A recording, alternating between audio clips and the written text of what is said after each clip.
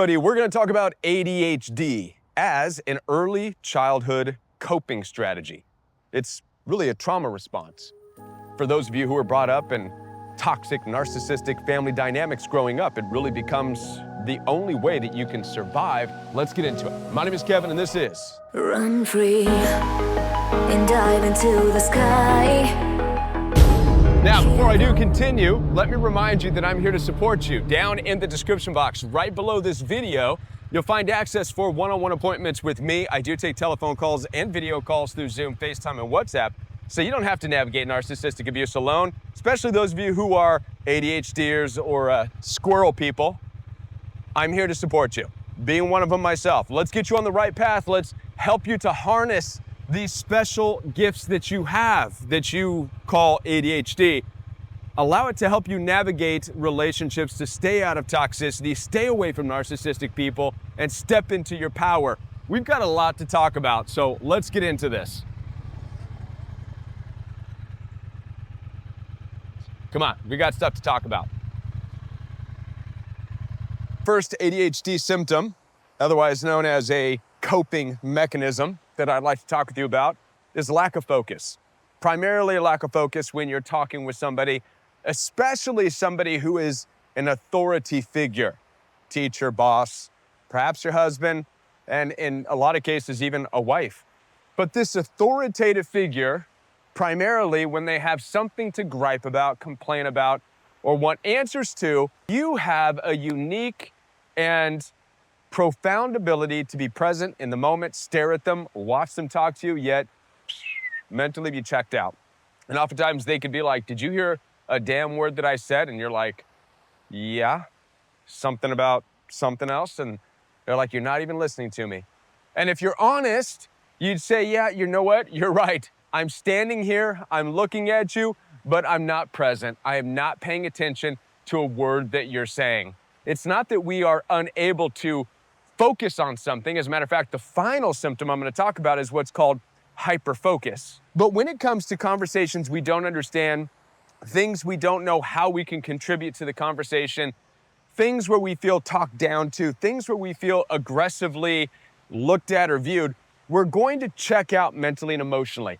This, in fact, is a survival mechanism that these bodies are designed to do. Listen, if you're out in the wild and you're getting chased by a bear and it happens to catch you, something interesting is going to happen. The bear is going to start to eat you and tear you apart limb for limb, but your mind and your emotions are going to do something completely different. They're going to check out.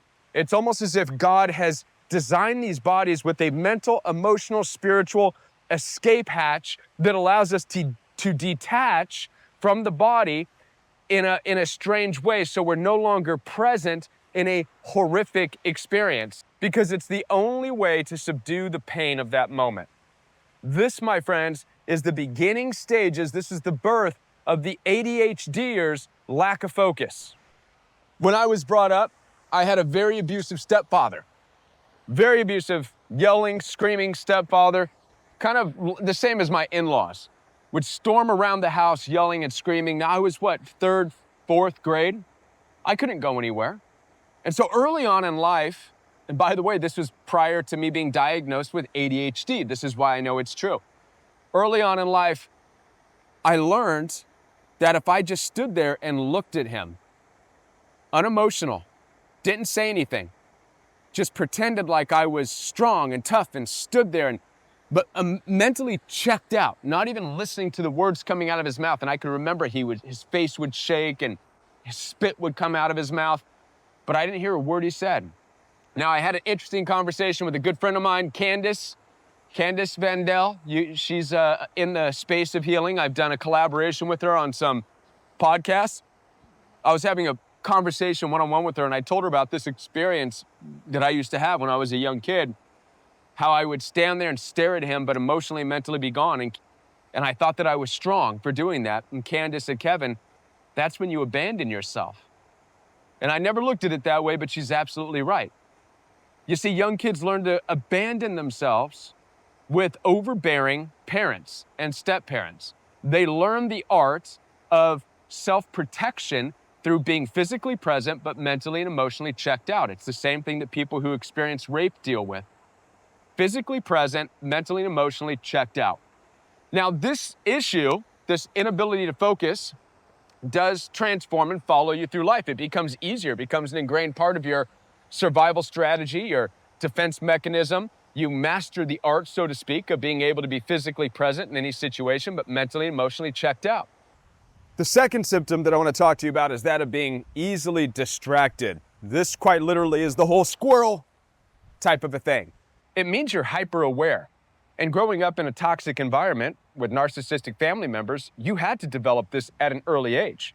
I mean, you had to be able to pay attention to subtle cues in the house.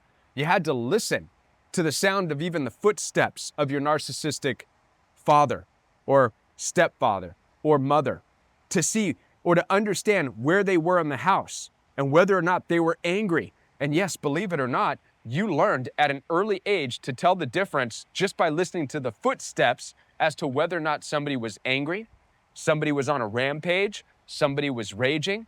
You started to pay attention to the cupboard door slamming, the sound of bottles or glasses or plates being hit on the table a little bit harder than usual.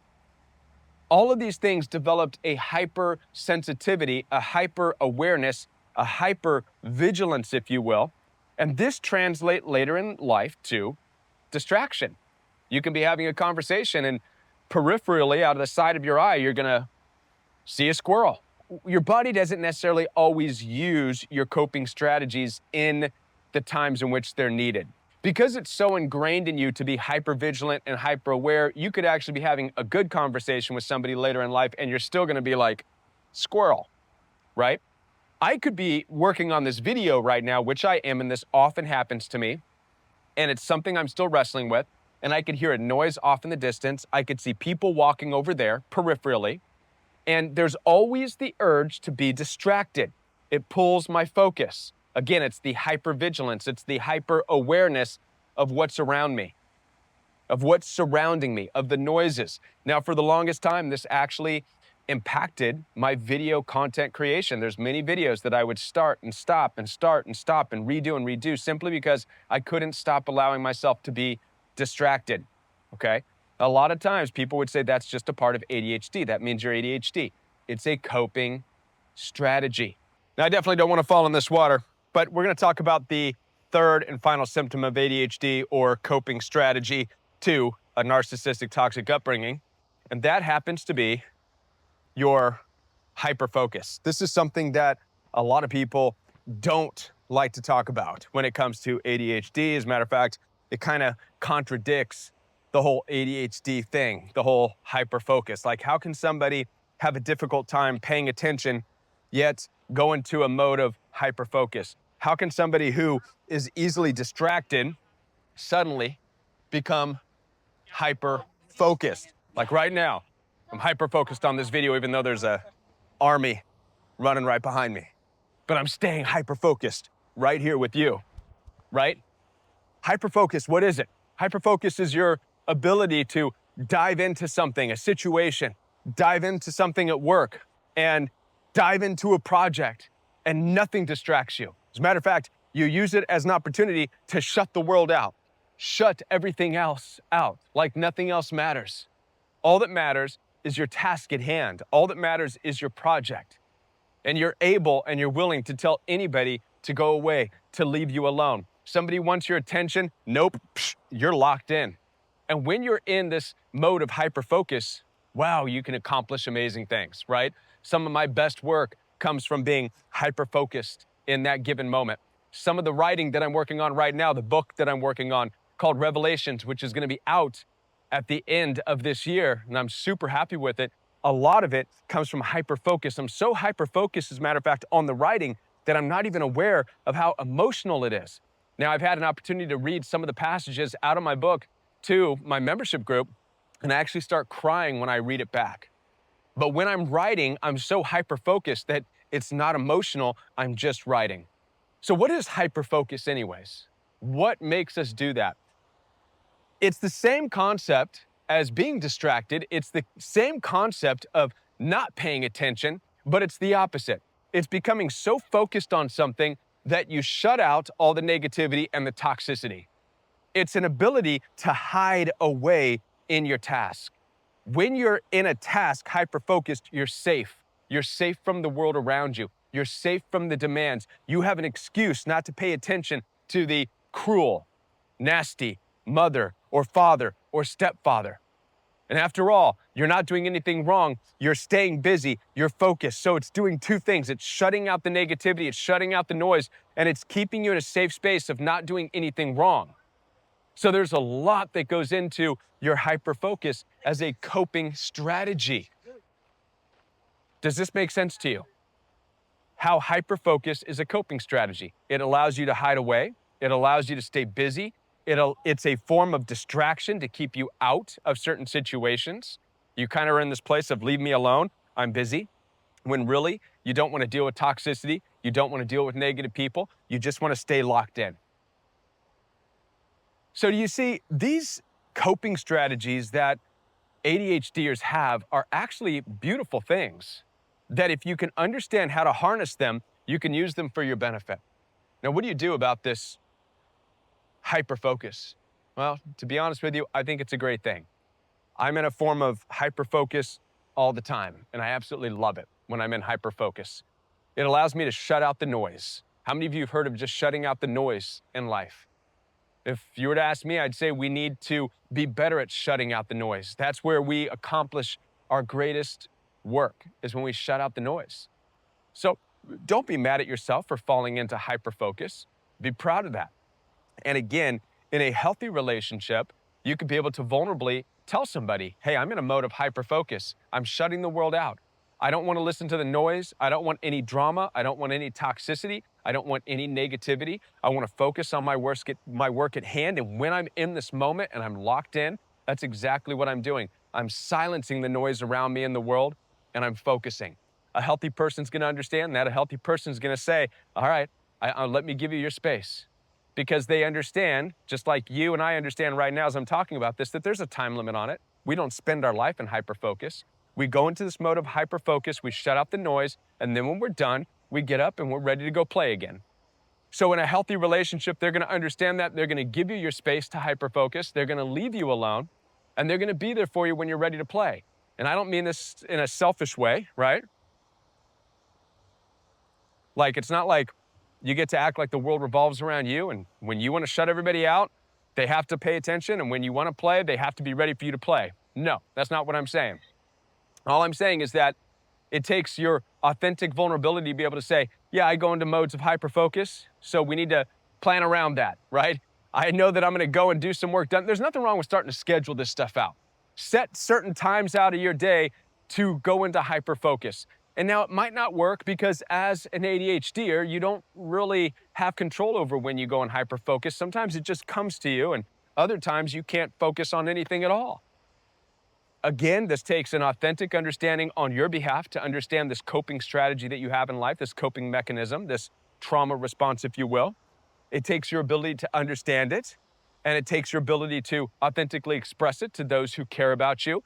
If they care about you, they'll understand you. If they don't care about you, they're going to have a problem with it. Well, they're narcissists, and you don't need that in your life. Hope this video is resonating with you. Give me a thumbs up and an amen if it is. Listen, I'm here for you. From one ADHDer to another. I know exactly what you're going through. I know all about this coping strategy in life. And I'm here to tell you right now, no, you don't need medication for this. Don't let some psychologist tell you that there's something wrong with your brain and that's why you're an ADHDer. It's beyond me why most psychologists and counselors cannot or have not associated ADHD with a trauma response. I know that there are some people out there talking about it. I wish more would. And I wish that all psychologists and doctors, when they are together with young kids who display these core basic symptoms, if instead of their first thought being, how can we medicate this? I wish their initial response would be, what's going on in the environment that's making this poor child feel like they have to distract themselves, like they have to be hypervigilant, like they have to hyper-focus and shut out all the noise. Only then will people start to address narcissism within family, abuse within the family, neglect within the family. That's exactly what we're here to do right now. I'm here to support you. Down in the description box right below this video, you'll You'll find access for one-on-one appointments with me. I take telephone calls and video calls through Zoom, FaceTime, and WhatsApp. You're not alone. I'll talk with you. And I'll be back with more videos for you right here on The Royal We. Bye.